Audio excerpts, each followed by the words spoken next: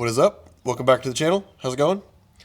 When I completed the engine swap on this car, we swapped in a Haltech 1500, and the wiring harness that we went with works with the K24, obviously, the Haltech, and then it also just makes the factory gauges in this car work just like factory gauges. You would actually never be able to tell that there was anything going on here from the gauge pod. Everything works. All the lights work. All the gauges work as expected.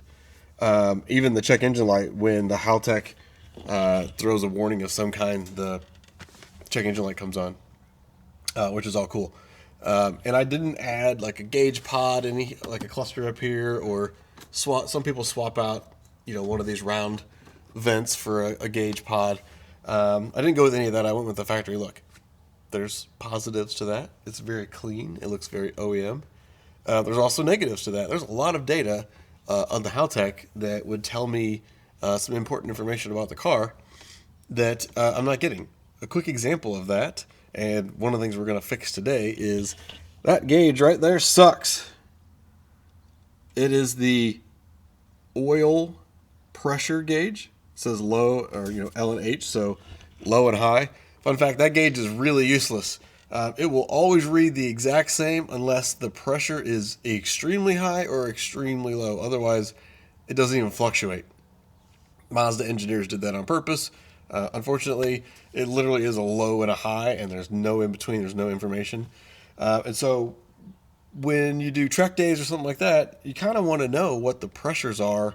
So if you're going around a hard corner, you're going up and down dips and stuff like that, and the pressure drops, you want to know when that kind of thing happens, and there's no way to know that information with this gauge. So we are going to fix that today. For sensor data, onboard diagnostics, and things like that, most vehicles out there these days have what's called an OBD2 connection, where it's a series of pins. It's about yay big. You can hook up diagnostics tools to it and get information on all the sensor readings and check engine codes and all that fun stuff. Very, very modern cars, though, have switched over to using what's called a CAN bus, which is a more expandable... Look, there's a lot of sensors on cars these days. A lot. Cameras everywhere, backup sensors, radar, LiDAR, all that stuff. And so auto manufacturers had to come up with a better way to send that amount of data around the car and be able to compute all that data. So CAN bus is what they came up with. Modern aftermarket ECUs like the Haltech 1500 in my car also supports the CAN bus, which is cool because even on an older car like my 99 with modern sensors and the Haltech, I can read modern data. And so one of those things, actually, when I did the upgrade is, or when I did the engine swap, the oil pressure sensor that the K24 uses, I swapped that out for a Bosch sensor that is a combination oil pressure and temperature sensor. Plus there's a bunch of other sensors all over the engine. I'll get into more of that later. But all that data is fed into the Haltech processes it, etc. The only way for me to see it right now, because I'm using all the factory gauges, is hook my laptop up, and I don't want to drive around all the time and like a Fast and Furious movie and have all these gauges on my laptop and such. So, but I also don't want like a gauge pod on my A-pillar, and that's all kind of ricer as well. I'm trying to have something a little bit more subdued but still usable. On the Haltech, there's one port for expanding and plugging in something from the CAN bus. Right now, the wideband sensor is plugged into it, but I have a thing from Haltech you can get. It's a Haltech CAN hub, so it actually allows me to plug this in. This takes up one port, but then this goes into the Haltech ECU, and now I have 3 more ports I can plug into. So I found a company that's on Facebook. Well, there's a website, but I found him on Facebook. I'll put a link in the description. He is just a guy out of Romania, I think. He sells a small screen to replace the analog gauge with digital data from the Haltech. That's what we're going to install today. Really cool guy. When I sent him a message and said I have a Haltech and it's installed in the car in this way, and how do I wire it in, he was very responsive and sent all kinds of information back to me and back and forth. And then let me show you what I ended up with.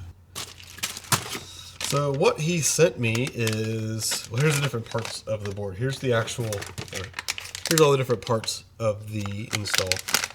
So this is the actual, go to replace that analog gauge. It's just a small round screen with a little pigtail on it.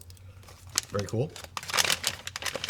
And then there's kind of two parts to this. So this is a little Arduino board that I think it's Arduino. I don't actually know. This is the little board that actually is going to live in the gauge pod, or in the gauge cluster.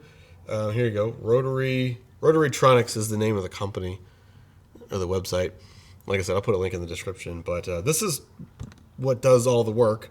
And then the gauge pod hooks onto the back of this, or maybe on this, and then gets mounted into the gauge cluster itself. And then what he made for me is, well, I'll get to that in a second. This is a little controller to be able to change the screen and change the settings on the screen. This is optional. When you order it, you can tell him what you want to have displayed, and that'll just kind of be baked in. Or you can spend an extra maybe $30 and get this little controller that plugs onto the back here. It allows you to actually configure and change the gauge later on, which is what I wanted to do. I want to configure it myself. There's a whole bunch of faces and color schemes, and then you can also kind of set what you want. Like you'll see, but I'll have an RPM, like a red line. So it'll go up, up, up, and then turn red when I'm at red line. And you can configure, you know, whether the red line is 6, 7, 8, 9, 10,000, whatever. And so I wanted to customize that because I wanted to set mine very specifically. So I opted for the configuration controller here.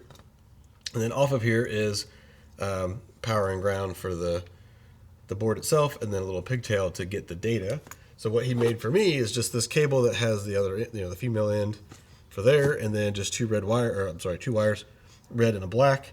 And then he told me to buy a set of connectors. So I'm just going to get one of these, wire this into that so that it'll actually get the data through here. And that's why I bought this, so that we can actually crimp those on there. And yeah, we're going to assemble all this and then throw it in the car. Let's do it.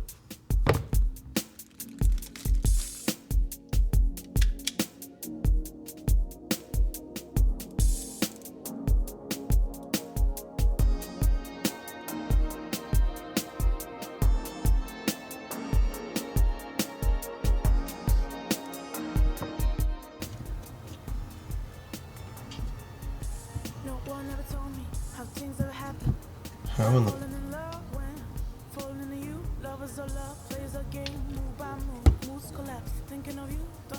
Somehow I got that wrong. That's fine, I can pull this out. Also, again, how did I pick a short one versus a long one?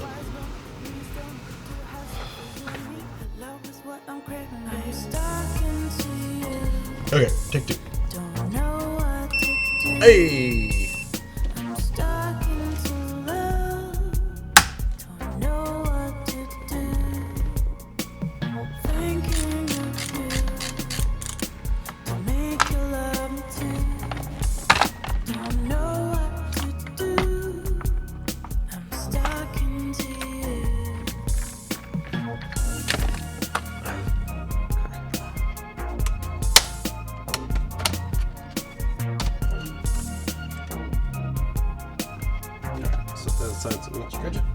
That's the guy we're going to replace.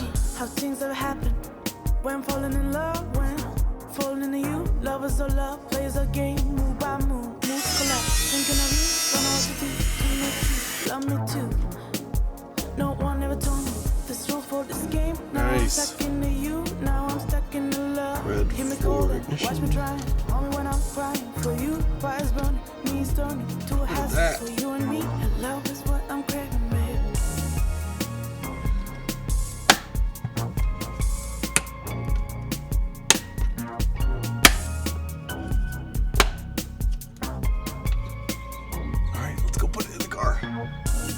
this into there. And this guy into here.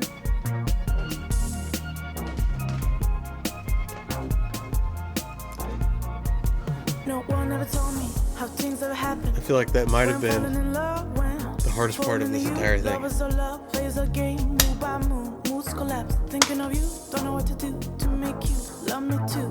Alright, battery's connected. Let's do key on just to see if it powers up. There's no smoke. Now I'm stuck in the love. Hear me calling, watch me trying. Only when I'm Look at that! crying for you. It works right off the bat. That's really cool. Alright, let's see. Let's see if we can play with the controls here. Need the instructions. Alright, I just have to supposedly just have to hold this button. No.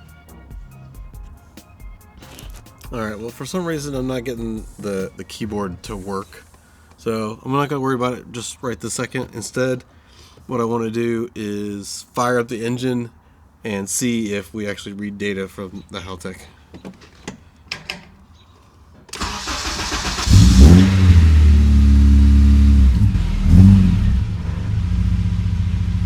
Yeah, for some reason it's not showing any data. I'm going to try a couple of things like plugging it directly into that port on the Haltech and eliminating the hub for now. And I may have to go into the Haltech software. I don't know. I'm going to try a few things. Okay. This happens to me all the time, and I'm sure it happens to you. You get stuck, and you just need to walk away and take a break. So I went in and got some dinner and thought about it for a little bit, realized what I'd done wrong, and went and looked up some documentation and confirmed. So the wire that he included in the package that goes from the board itself over to my Haltech, there's two wires in there, and it's a red and a black wire. Usually that means power and ground.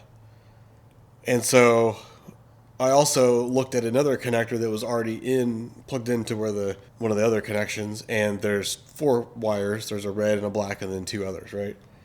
And so I just mirrored the red and black that was in there, plugged it in, and nothing would work. And the sign should have been, when I keyed it on and it gave us power on the screen, it just said 32 degrees Celsius on both the coolant temp and oil temp, and didn't move. Even though I started the car, it didn't move.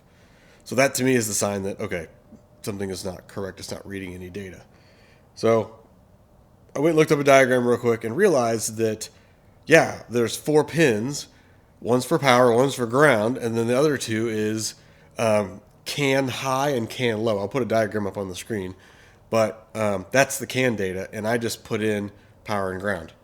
It doesn't need power and ground because it gets power and ground from the two screws that hold the little spade connectors on the back side of the gauge cluster. So it's getting power from that, and I was hooked it into the wrong ports on the CAN bus. So what I did was I went and looked. It says CAN high and CAN low on the connectors, and then it's hard to see because it's in the car here, but I'll zoom in. But the red and black here says high and low on it. So red was CAN high and black was CAN low. So it would have been helpful maybe if he'd used the right colors, because there are, I think it is a standard colors, like a blue or something like that, but it doesn't matter. I should have just read and thought about how the data connections work. And as soon as I did, everything looks good to me now. So let's try it out. So key on. Now it reads 102 and 98, just because I had it running for just a short period of time there. We'll go ahead and fire it up.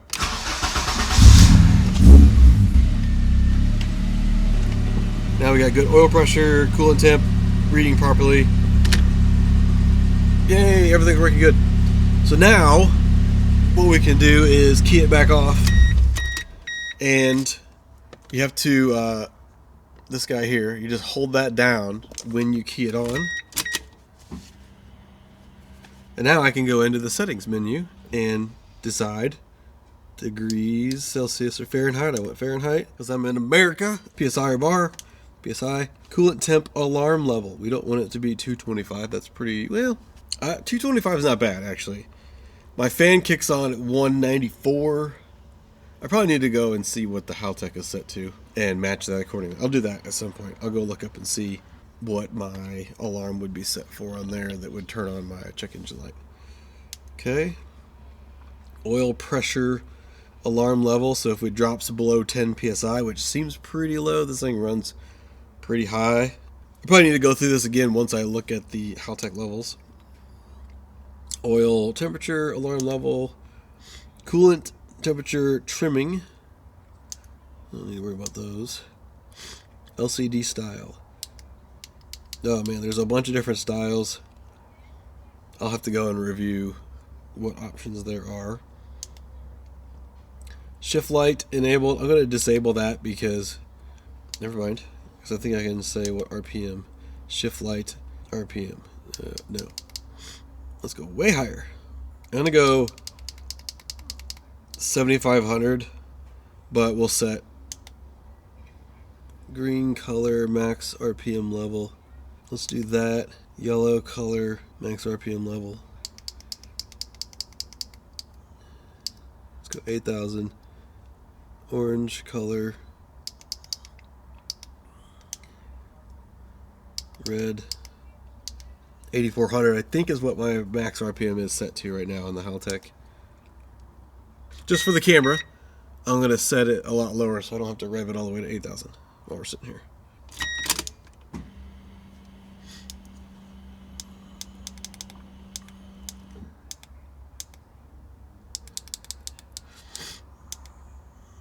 Shift light enabled, yes. Shift light start RPM. Let's go way down. Okay, 3,000 is the lowest. Basically, I'm setting them all between 3,000 and 3,500 just so we can test and see what it looks like.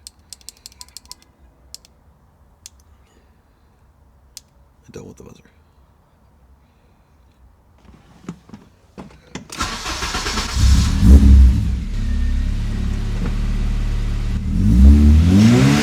Hey, look at that.